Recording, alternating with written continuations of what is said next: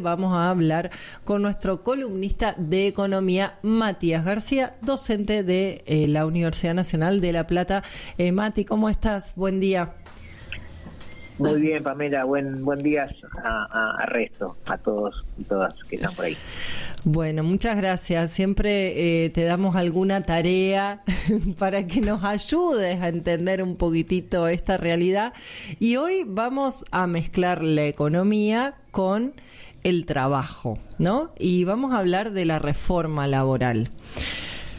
¿Cómo arrancamos con este tema, Mati? Bueno, igual no están tan mezclados porque son parte de la misma cosa. Acordate que no hay economía sin trabajo, así que estamos hablando siempre de lo mismo.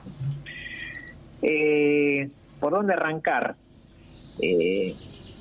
Mira, uno puede decir que después de estas elecciones que seguramente ya han discutido, analizado y sacado sus conclusiones, el gobierno aparece como fortalecido y está como impulsando una serie de reformas, entre las que se encuentra la reforma laboral, ¿no?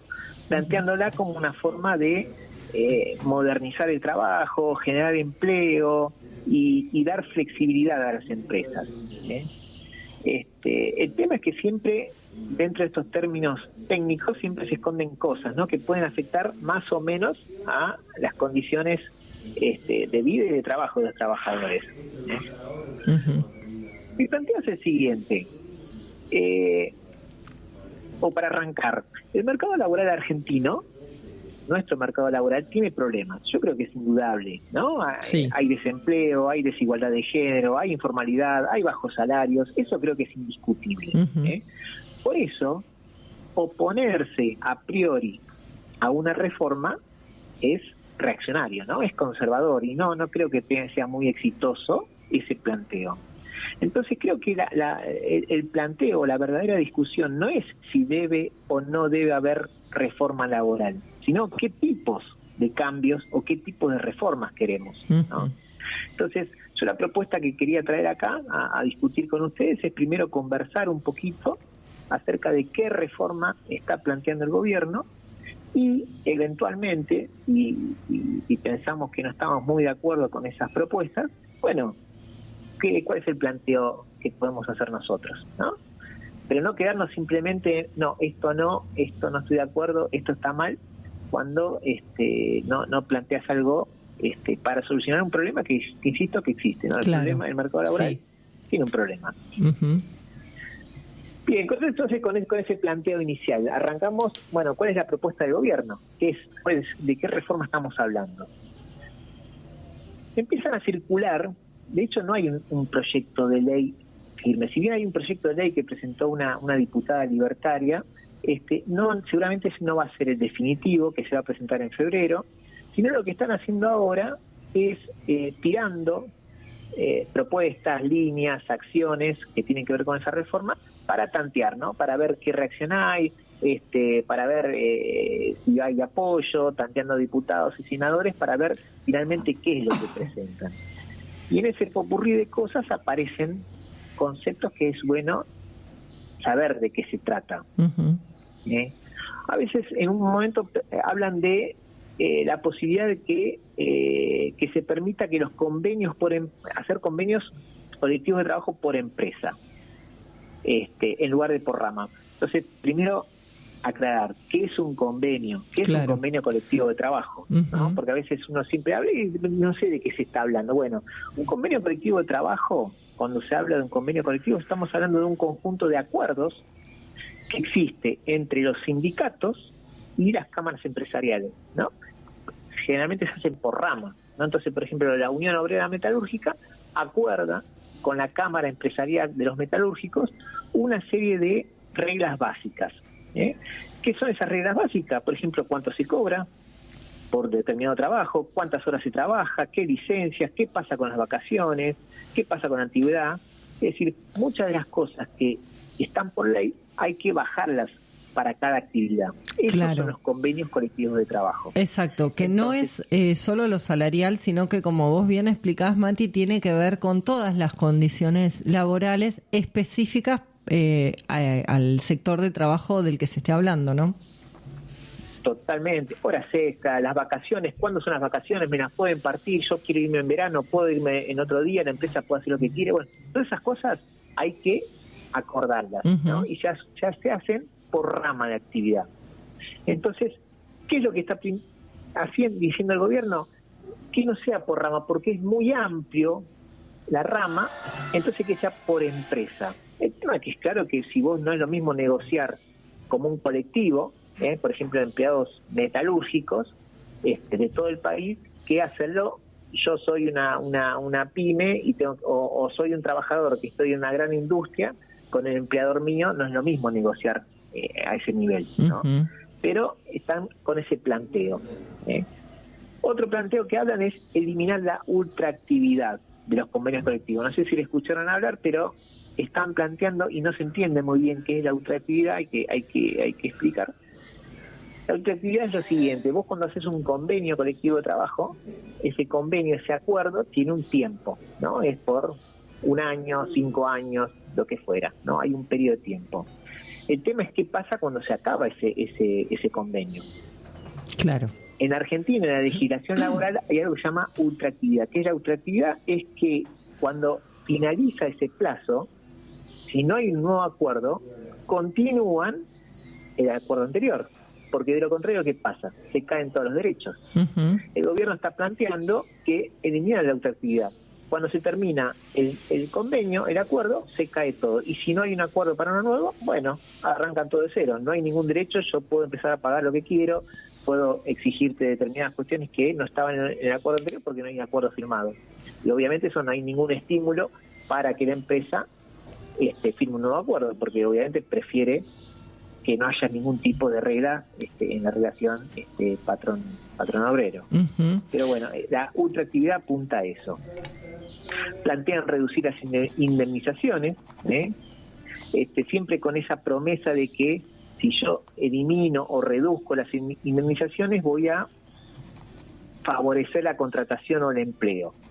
Lo único que garantiza eso, que está garantizado, es obviamente abaratar el despido y evitar, por supuesto, la estabilidad laboral. Claro, como esa. Que eso se planteó casi como una de las causas de la crisis económica, parece que son las indemnizaciones, ¿no? Y los derechos laborales es el fundamento por el cual muchas empresas están yendo al quiebre, por ejemplo, se lo plantea medio así. Totalmente. Ahora vamos a hablar de eso, y siempre ponen algunos ejemplos, y siempre están las pymes como mascarón de prueba de todos esos problemas. Y por último hay una serie de nombres muy simpáticos que van inventando, que tienen que ver todos con flexibilización, ¿no? Flexibilización porque hay una relación laboral moderna y por lo tanto la legislación tiene que flexibilizarse, ¿no? Entonces, por ejemplo, hablan de un banco de horas, un banco de horas que sería la posibilidad de que la jornada de trabajo no sea necesariamente de 8 horas, sino que se adapte a las necesidades de la empresa, ¿no? Con un máximo de 12 horas se planteaba que la jornada laboral podía llegar hasta 12 horas, compensándose después con otros días con menos trabajo, ¿no? La trampa es que eso existe, ¿no? Yo puedo trabajar hasta 12 horas. El tema es que me tienen que compensar no con horas de no trabajo, sino con horas extras. Claro. A mí no me sirve trabajar un día porque al patrón se le ocurrió 12 horas y el día siguiente venía a trabajar 4 horas. Yo, si acepto eso, primero que no tiene que ser obligatorio, es a cambio de horas extras, que no me las pagarían con este banco de horas. Claro.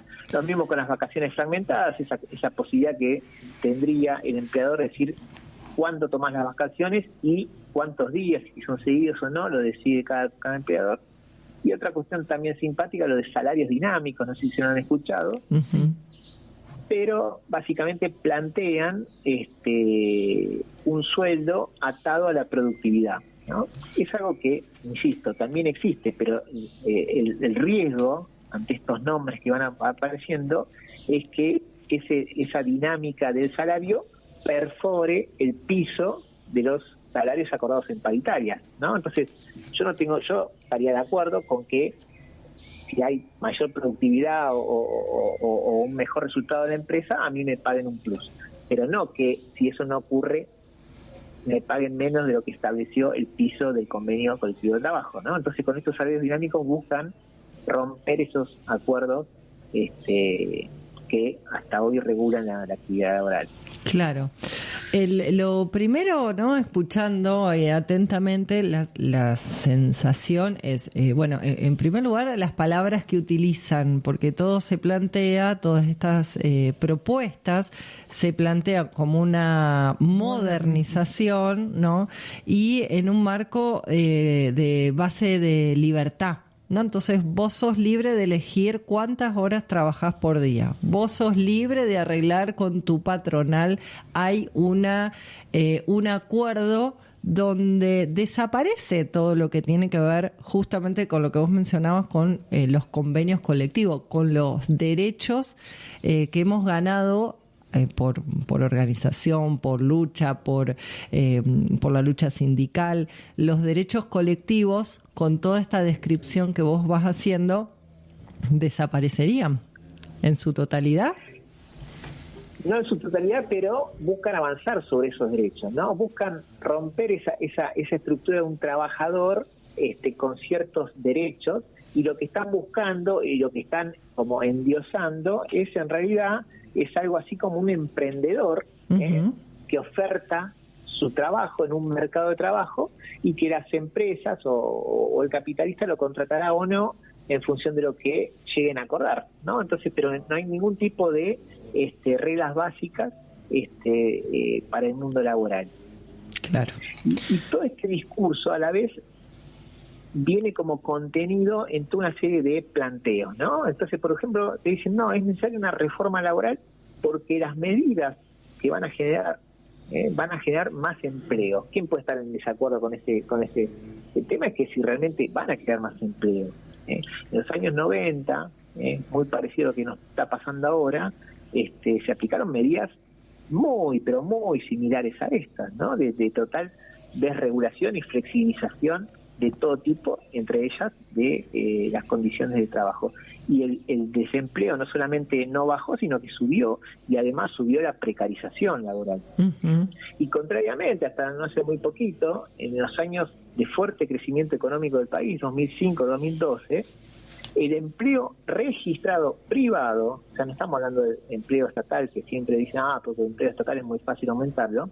No, entre 2005 y 2012 aumentó el empleo registrado privado sin flexibilizar ninguna norma, y es más, hubo algunos años en los cuales se incluyó la doble indemnización en algunos periodos. O sea, con mayores exigencias, aún así, el empleo creció, el empleo registrado y formal.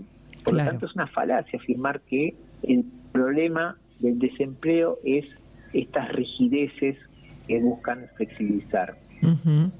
Creo que habíamos hablado acá en algún encuentro que tuvimos con ustedes, esa metáfora, ¿no? del bar y que tiene mozos y si contrataría más o no. No me acuerdo si fue con ustedes. Creo que algo sí, pero podemos repetirla. Hay un ejemplo, no sé, ahí donde están ustedes, seguramente hay un bar, y supongamos que tiene 2 mozos, ¿no? Y la realidad es que por la situación económica, ¿qué pasa? El bar no está lleno, ¿no? Entonces los mozos están ahí medio charlando entre ellos, no tienen mucho trabajo porque no hay gente, no hay consumo, no hay personas que vayan al bar. Si yo planteo, reduzco cargas patronales, flexibilizo la legislación laboral, ¿qué va a decir el dueño del bar? ¿Va a estar de acuerdo o no va a estar de acuerdo? Va a estar contentísimo, va a ganar más plata porque va a tener que pagar menos. Claro. Ahora bien, ¿eso lo va a incentivar a contratar a un tercer mozo? ¿Por qué lo haría si no tiene clientes? Claro, ¿por qué contrataría a un trabajador más? No tiene sentido. Va a estar contento, obviamente, el patrón va a estar contento porque paga menos, pero de ahí a que eso genere un aumento de empleos no hay lógica, no hay conexión posible. Claro. Entonces es evidente que las medidas que crean empleo es la actividad económica. Cuando la actividad económica crece, el empleo crece. Cuando la actividad económica crece, las condiciones de trabajo mejoran. Siempre ocurre así. Cuando ocurre todo lo contrario, las condiciones de trabajo empeoran, el desempleo aumenta, la precarización aumenta. ¿No? Uh-huh. Hay una relación directa entre actividad económica y empleo. No tiene que ver la legislación laboral para la creación de empleo. Claro. Y tampoco tiene que ver porque, bueno, eso fue es uno de los fundamentos para poder concretar esta reforma laboral. Recordémosle a la gente que estamos hablando con Matías García, que él es docente de Economía en la Universidad Nacional de La Plata. Y lo otro es, de alguna manera, el mundo laboral fue cambiando y efectivamente hoy hay trabajos que no cuentan con regulación, ¿no? Entonces también se presenta como una posibilidad para generar una legislación acorde a esos nuevos trabajos. ¿Qué podemos decir en relación a esto? Totalmente de acuerdo, Pamela. Otro de los planteos que se presentan es hay una nueva realidad y además hay que reducir esas modalidades informales, ¿no? De hecho, salió el dato hace muy poquito, el 43% del empleo en Argentina es informal. Para que quede claro, cuando hablamos de informal, estamos hablando de trabajadores, o sea, casi la mitad de los trabajadores en Argentina no tienen aportes jubilatorios, no tienen obra social, no tienen licencias pagas, ni tienen protección ante el despido, ¿no? Y esa informalidad, además, se sesga, no es para todos iguales, se concentra en jóvenes, se concentra en mujeres, se concentra en sectores de bajos ingresos, como la construcción, el trabajo doméstico o la agricultura familiar. Esos son los sectores más castigados por la informalidad. Entonces, el planteo sería, con estas medidas vamos a lograr reducir la informalidad. Pero realmente, ¿cuál es el incentivo para un empleador de registrar a una persona si el Estado reduce constantemente cualquier tipo de control? De hecho, el actual gobierno de ninguna manera controla la informalidad en el sector laboral. O con la ley Bases, lo que logró el año pasado fue eliminar las multas. Antes había multas por el trabajo informal. El gobierno las eliminó. Entonces, ¿por qué yo pondría a alguien en blanco? ¿Cuál sería mi incentivo? Claro. Y pensándolo bien, además, ¿cuál es el ideal libertario? ¿No? El ideal libertario, ¿le interesa o quiere un trabajador formal, un trabajador regulado, con reglas? No. El modelo que se promueve, el libertario, es de un trabajador, entre comillas, libre, ¿no? Como vos habías comentado al principio, que él solo frente al mercado, y en esa interacción con el mercado se decida cuánto se le paga, cuántas horas trabaja y en qué condiciones trabaja. Eso es el ideal. Por lo tanto, no va a hacer nada dentro de esta ideología que busque reducir la informalidad o aumentar justamente la formalidad de trabajo. Por lo tanto, este planteo también es una falacia. Claro, exactamente. Bueno, acá mensajitos que también hablan de qué pasa con el multiempleo, ¿no? Porque eso también es una de las características actuales. No solamente cambiaron los tipos de trabajo más informales, el multiempleo también es otra característica del mundo laboral actual. ¿Qué sucede allí? Bueno, multiempleo es porque sí, están cambiando las características de trabajo y ese multiempleo también es una exigencia ante la necesidad de lograr un ingreso que me permita a mí sobrevivir, ¿no? Entonces tengo que estar buscando pequeñas actividades económicas y laborales que me permitan a mí completar un ingreso que me haga sobrevivir. No es lo mejor, digamos, para la organización de un trabajador o de una familia tener varias actividades totalmente compartimentalizadas. No es lo mismo, pero una analogía sería ese docente que tiene 5 o 6 escuelas en diferentes horarios, diferentes lugares, diferentes alumnos y diferentes directivos, en el cual va un ratito a cada lado, cumple y se va. Obviamente lo ideal sería que ese docente cumpla su jornada laboral en un mismo establecimiento y dé esa materia para toda la escuela con determinada lógica y determinada articulación con el resto de los docentes. Claro. La productividad, llamémosle, de ese docente no va a ser la misma si él puede cumplir toda su actividad laboral en un lugar. Ahora bien, bueno, la realidad a veces eso no ayuda, pero bueno, eso, insisto, eso se va a lograr a través de esta flexibilización laboral. No creo para que eso lo posibilite. Sí. Sí. Otro mensajito que llega al 264003011 dice: pensar que nuestra Constitución contempla participación de los trabajadores en las ganancias. ¿Cuánto retroceso? Sí, la verdad que además Argentina tiene una historia sindical que ha logrado, si bien como vos decís, no es hoy en día, no es para todo el mundo el acceso a los derechos laborales, pero por lo menos tenemos un encuadre, ¿no? Uno sabe más o menos que hay un ideal, inclusive en otros lugares del mundo, inclusive acá en Argentina, la izquierda venía planteando el tema de la reducción en la cantidad de horas de trabajo, ¿no? Porque si no, vivimos únicamente para trabajar. Con esta reforma, que como vos bien decís, Mati, creo que hay coincidencia respecto a que hacía falta actualizar, ¿por qué no modernizar? ¿Por qué no dar un nuevo marco legal a esos nuevos trabajos? Pero evidentemente no es una reforma que no va a generar más empleo ni mejores condiciones para los trabajadores, sí muchos beneficios para las patronales. Para los sectores privados. Uh-huh. Sí. Mati, muy claro, no sé si te quedó algo más para agregar. Un comentario esto que decía la oyente, totalmente de acuerdo. De hecho, parte de la lógica del planteo del gobierno busca borrar algo que en la legislación laboral se llama el principio de ajenidad. Ajenidad en el sentido que el trabajador no debe cargar con el riesgo empresarial. Hay un principio laboral que dice que el trabajador es trabajador, uh-huh, y le pagan por su trabajo. ¿Qué pasa con este tipo de flexibilizaciones? Lo que se busca es que parte de los riesgos empresariales pasen a ser del trabajador. ¿Cuál es un riesgo empresarial? Que los precios bajen, que se inunde el mercado de productos chinos y por lo tanto los precios bajen, que la demanda caiga. Entonces eso genera un riesgo para el empresario.